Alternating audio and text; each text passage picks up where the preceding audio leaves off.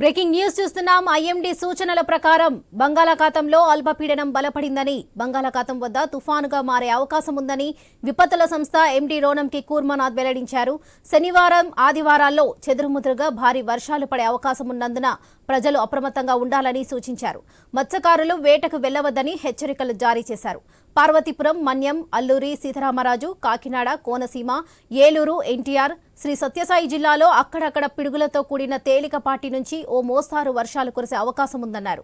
శ్రీకాకుళం, అనకాపల్లి, తూర్పు గోదావరి, పశ్చిమ గోదావరి, కృష్ణా, గుంటూరు, బాపట్ల, పల్నాడు, ప్రకాశం, నెల్లూరు, కర్నూలు, నంద్యాల, అనంతపురం, వైఎస్ఆర్, అన్నమయ్య, చిత్తూరు, తిరుపతి జిల్లాలో అక్కడక్కడ పిడుగులతో కూడిన తేలికపాటి వర్షాలు కురిసే అవకాశం ఉందన్నారు.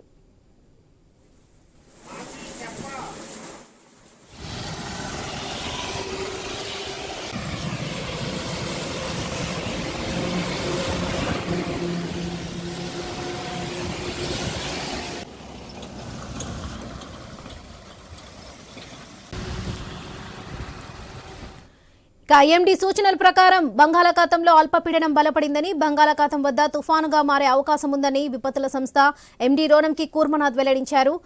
ఇక ఏపీలో తుఫాన్ హెచ్చరిక జారీ చేశారు. దీనికి సంబంధించి మరిన్ని అప్డేట్స్ మా ప్రతినిధి రాజు అందిస్తారు. రాజు, చెప్పండి. లక్ష్మి, గత 2 రోజులుగా కూడా మధ్య బంగాళాఖాతంలో ఏర్పడినటువంటి అల్పపీడనం వాయుగుండంగా మారింది. అది ఈ రోజు తీవ్ర తుఫానుగా మారే అవకాశాలు ఉన్నట్టు కూడా ఇప్పటికే ఐఎండీ సంస్థ అయితే ప్రకటించడం జరిగింది. మరోవైపు విశాఖ తుఫాను హెచ్చరికల కేంద్రం కూడా జిల్లా వ్యాప్తంగా ఉన్నటువంటి వాతావరణ పరిస్థితులను ఎప్పటికప్పుడు అంచనా వేస్తూ దానికి తగ్గట్టు కూడా ప్రకటనలు కూడా జారీ చేస్తుంది. ఈ నేపథ్యంలో మధ్య బంగాళాఖాతంలో ఏర్పడినటువంటి అల్పపీడనం వాయుగుండం రిజల్ట్స్ అయితే తీవ్ర తుఫానుగా మారే అవకాశాలు ఉన్నాయి. అదే ఈ నేపథ్యంలోనే ఈశాన్య దిశగా పయనిస్తున్నటువంటి ఏదైతే తుఫాను ఉందో ఈ తుఫాను 2 రోజుల అదే నెల 27వ తేదీ రాత్రికి అటు పశ్చిమ బెంగాల్, అదేవిధంగా ఒరిస్సా సమీపంలో తీరం దాటే అవకాశాలు ఉన్నట్టుగా కూడా తెలుస్తుంది. ఈ నేపథ్యంలో దీనికి సంబంధించి కూడా దీని ప్రభావం, తుఫాను ప్రభావం అయితే ఉత్తర ఒడిశా మీద ఎక్కువగా ఉంటుంది, అదేవిధంగా పశ్చిమ బెంగాల్ మీద ఎక్కువగా ఉంటుందని చెప్తున్నారు. అయితే మరోవైపు ఏదైతే ఈశాన్య రుతుపవనాలు ఉన్నాయో ఈ ఈశాన్య రుతుపవనాలు కూడా తుఫాను ప్రభావంతో జోరుగా కదులుతున్న నేపథ్యంలో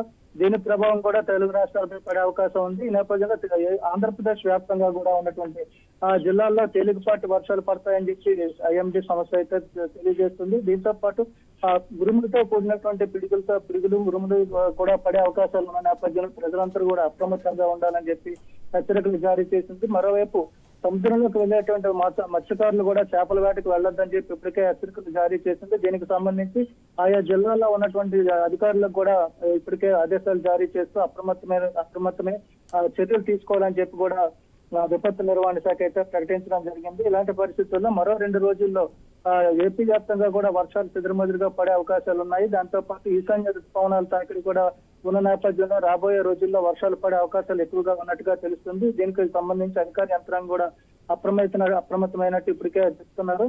మరోవైపు మత్స్యకారులు కూడా అప్రమత్తం చేస్తారు. చేపల వేటకు వెళ్లొద్దని, సముద్రంలో అల్లకల్లోలంగా ఉంటుంది. మరోవైపు ఇది ఎక్కువగా కెరటాలు ఎగిసిపడే అవకాశాలు ఉన్న నేపథ్యంలో ప్రమాదాలు సంభవించే అవకాశం ఉన్న పరిస్థితుల్లో మత్స్యకారులందరూ కూడా అప్రమత్తంగా ఉండాలని చెప్పి చెప్తున్నారు. ఏదైనప్పటికీ రాబోయే 2 రోజుల్లో కూడా చాలా జాగ్రత్తగా ఉండాల్సిన పరిస్థితులు కనిపిస్తున్నాయి.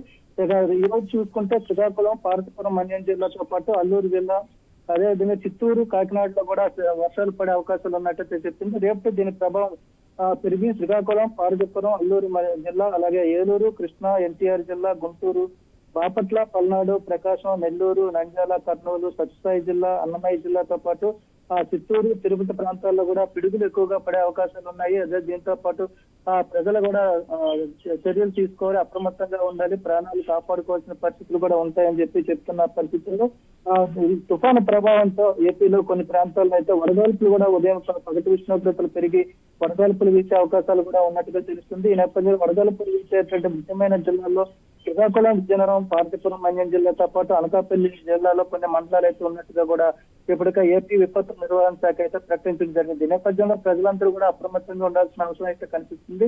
ఈ తుఫాను ప్రభావం దిశ మారకుండా ఇప్పుడు ప్రస్తుతం ఉన్నటువంటి దిశ ప్రకారం అయితే పశ్చిమ బెంగాల్ కి అయితే తుఫాను ప్రభావం ఎక్కువగా ఉండే అవకాశాలు ఉన్నట్టు తెలుస్తుంది వాళ్ళకి. Right Raju, thank you.